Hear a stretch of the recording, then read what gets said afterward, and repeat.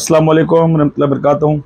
खुदा से उम्मीद है तमाम मुहिब्बान अहले बैत, तमाम आशिकान औलिया अल्लाह, तमाम मौलाई पंजतनी आफ़ियत खैरियत से होंगे। अल्लाह पाक कोई गम नहीं दे सिवाय गम हुसैन अलैहिस्सलाम के। बहुत से चाहने वालों ने मैसेज किया, जवाबात लिख के भेजे।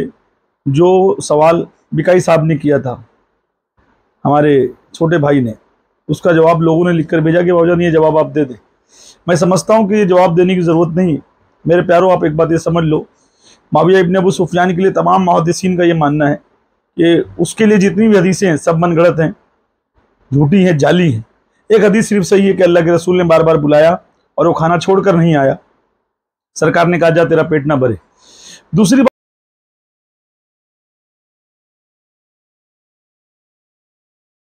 बात, आप एक बात ये समझो मेरे प्यारों, कि जो फतेह मक्का के बाद मुसलमान हुआ, के लिए मुसलमान हुआ, फतेह मक्का के बाद मुसलमान होना और भी जान बचाने के लिए मुसलमान होना, और उसके बाद आका नबी करीम ज़ाहिरी ज़िंदगी दुनिया में कितने साल रहे सबको पता है।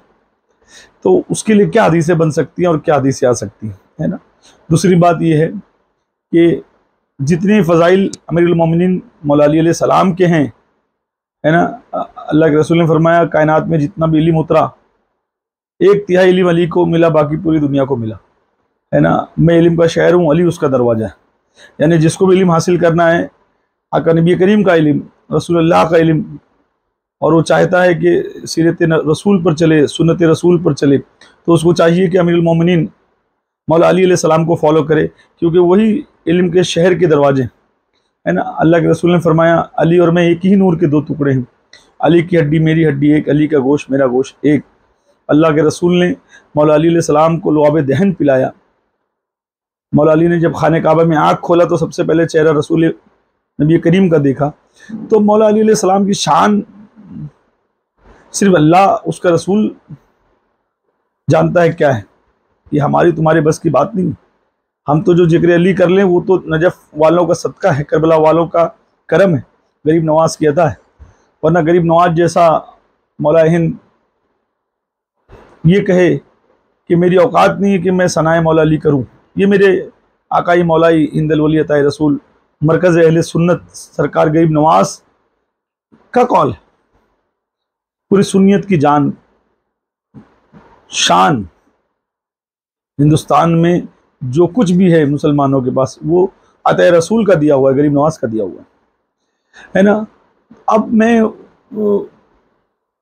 बेवजह जवाब दूं, ये यहाँ लिखा है वो वहाँ लिखा है, किसी और की बात होती तो समझ में आता।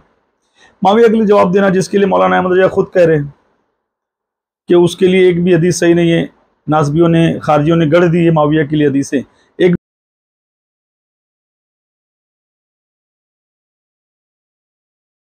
भी सच्ची हदीस नहीं है उसके हक में, खुद उनकी किताब में लिखा हुआ है।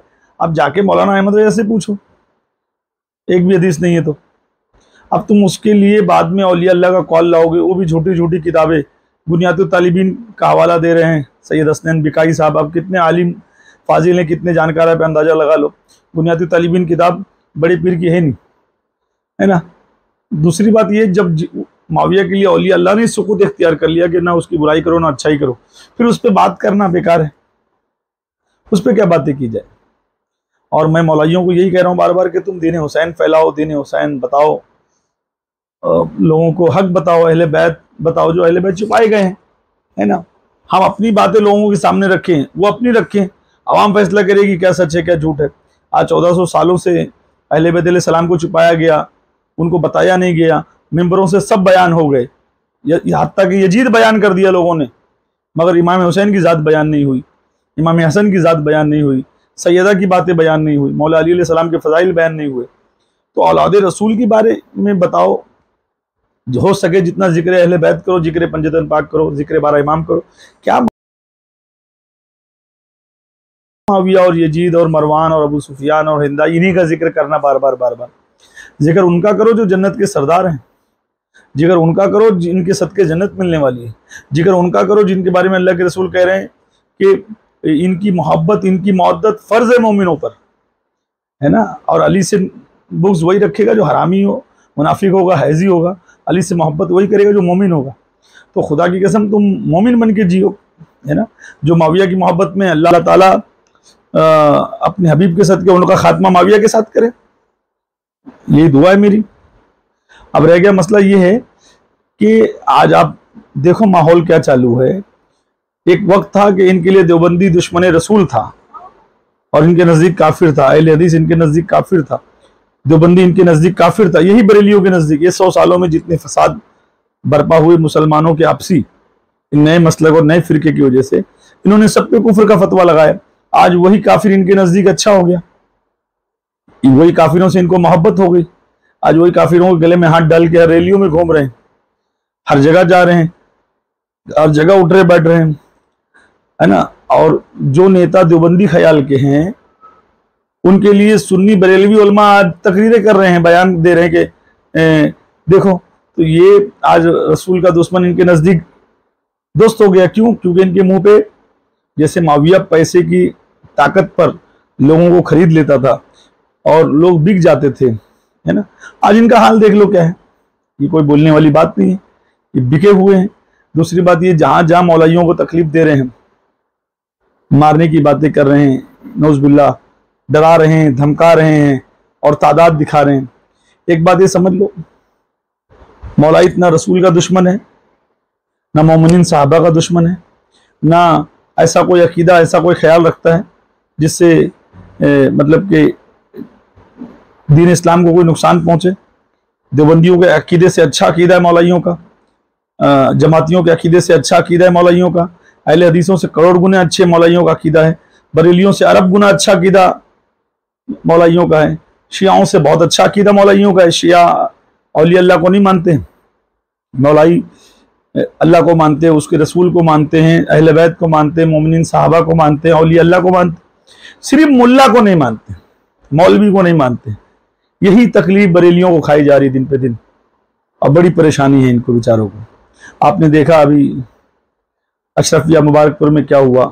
वाकई दोस्तों, गुस्ताखे आला हजरत का यही हाल होता है। ये जो आप स्क्रीन पर वीडियो देख रहे हैं अल जामियतुल अशरफिया मुबारकपुर का है, जिसमें 2 बच्चों ने मुसलसल हुजूर आला हजरत की शान में गुस्ताखियां की, जिसके सबब वहां के असातिज़ाए इकराम ने इनका दाखिला खारिज कर दिया और जिल्लत और रुसवाई के साथ मदरसे से रुखसत कर दिया और बता दिया कि गुस्ताखे आला हजरत की हमारे मदरसे में कोई जगह नहीं। 2 बच्चे जो इख्तिलाफात कर गए थोड़ा सा मौलाना साहब से किसी मसले पर, है ना। चारों अइम्मा जो आपस में थे, इमाम शाफी, इमाम मालिक, इमाम हम्बल, इमाम आजम अबू हनीफा, चारों में इख्तिलाफात था। मगर आज देखा जाए तो ये बोलते हैं कि चारों अपनी अपनी जगह पे सही। सहाबाओं में आपस में बहुत सारे इख्तिलाफात थे किसी ना किसी मसले को लेकर, मगर फिर ये बोलते हैं कि सारे सहाबा जन्नती, फिर चाहे ये मुनाफिक साहबा उसको भी जन्नती बना देते हैं, जो कि अल्लाह के रसूल ने कहा है जन्नत सिर्फ मोमिन के लिए, मुनाफिक को जन्नत कभी मिलेगी नहीं। अल्लाह के रसूल ने खुद मना कर दिया, मेरे सामने महशर में घसीट कर लाए जाएंगे कुछ साहबा, मैं कहूँगा ये मेरे असहाब है। अल्लाह कहेगा तुम्हारे बाद ए रसूल ये बहुत मुनकर हो गए थे और हिदायत से हट गए थे, इनका ठिकाना सिर्फ जहन्नम है। अब ये रसूल की हदीस का भी इनकार कर देते हैं। रसूल कह भी रहे हैं कि सब जन्नती नहीं है, मगर ये जानबूझ के तमाम साहबा को जन्नती करार देते हैं। तो हर दौर में बाज़ औलिया में आपस में इख्तिलाफात रहा है, मगर आज इनके नजदीक नौज़ुबिल्लाह अल्लाह जाने मौलाना अहमद रज़ा क्या मुकाम रखते हैं, मौलाना अहमद रज़ा को लोग क्या मानते हैं। नौज़ुबिल्लाह विलायत के ऊपर मान रहे हैं, साहबियत के ऊपर मान रहे हैं, अल्लाह जाने क्या मान रहे हैं कि मौलाना के लिए कोई अगर उनकी किताब ही खोल कर दिखा दे कि मौलाना ने ये गलत लिखा है। मिसाल के तौर पे अम्मा आयशा के ताल्लुक से जो उनके अशार की किताब है उसमें जो जुमले लिखे हुए हैं, या मतलब कि कब्र में, नबियों की कब्र में उनकी बीवियां जाएंगी और वो सब बाशी करेंगे, नौज़ुबिल्लाह उनके साथ जिना करेंगे, ये किताबों में लिखी बातें मैं बता रहा हूँ, ऐसी बहुत बातें।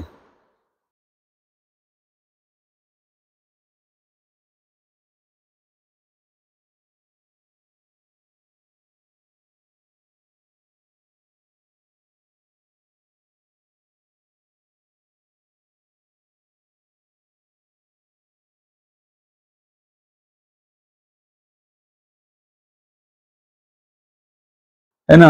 अब पीर साहब ने तोहफे में मुरीद को औरत लड़की दे दिया, ऐसी ना जाने और कितनी बातें हैं कि मौलाना साहब ने तवाइफ को देखा तो वो ऊपर कर लिया कुर्ता पैजामा ये हो गया। तो ऐसी तमाम बातें जो लिखी हुई हैं, 4 साल की उम्र में मौलाना साहब तवाइफ पहचान गए थे। तो ऐसी ना जाने कितनी बातें उन्हीं की किताबों में लिखी हुई है। ऐसा नहीं कि मतलब बाहर से कोई लाई जाए और उस बात को भी अगर कोई बता दे, भाई किताब में लिखी बात बता रहा है ना, उस पर भी इख्तलाफात। बेचारे मुबारकपुर अशरफिया में बच्चे जो पढ़ रहे थे उनका कोई कसूर नहीं था। भाई अपनी अपनी मर्जी, हर आदमी का अपना अपना एक तरीका है, जो जिसको मानना चाहे माने। अब इनके नजदीक देवबंदी अल्लाह के रसूल को अपने जैसा मानते हैं तो काफिर हैं, अहले हदीस इनके नजदीक काफिर हैं क्योंकि रसूल अल्लाह को नहीं मानते हैं या औलिया अल्लाह को नहीं मानते, जमाती इनके नजदीक काफिर हैं। तो इनके नजदीक सब काफिर, यही एक मुसलमान, यही एक मोमिन है ना। मगर मौलाना साहब ने यजीद के लिए भी लिखा है, खामोशी इख्तियार करो, वो मुसलमान है। और रसूल कह रहे हैं जो मेरी आल का दुश्मन है वो मुनाफिक है, हैजी है, हरामी है। वो कोई भी हो, जो सैयदा का दुश्मन है वो हरामी है, जो अली का दुश्मन है वो हरामी है, जो हसन हुसैन का दुश्मन है वो हरामी है, जो इमाम सज्जाद, इमाम मोहम्मद बाकर उनकी औलादों का दुश्मन है वो हरामी है। रसूल की हदीस के मुताबिक वो हैजी है या मुनाफिक है। मगर मौलाना साहब से इख्तलाफात नहीं हो सकता है क्योंकि मौलाना साहब अल्लाह जाने बरेलियों के नजदीक क्या है। किसी को कुछ भी बोल दो, बस मौलाना साहब के लिए कुछ मत बोलो, है ना। ये नई जमात, ये नया फिरका, ये नया मसलक, वो बच्चे जो बेचारे मदरसों में पढ़ रहे थे, वो वीडियोस है, देखो किस तरीके से उनको निकाला गया।